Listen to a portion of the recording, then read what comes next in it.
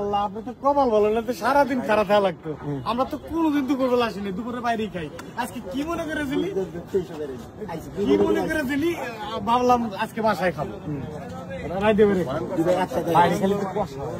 আজকে কি মনে করেন, আজকে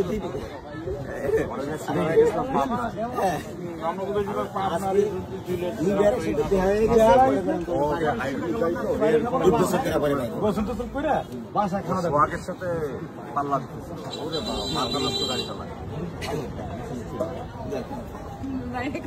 নিয়ে গেলাম, চিকান গেছিলাম, নিয়ে গেলাম পাবনা।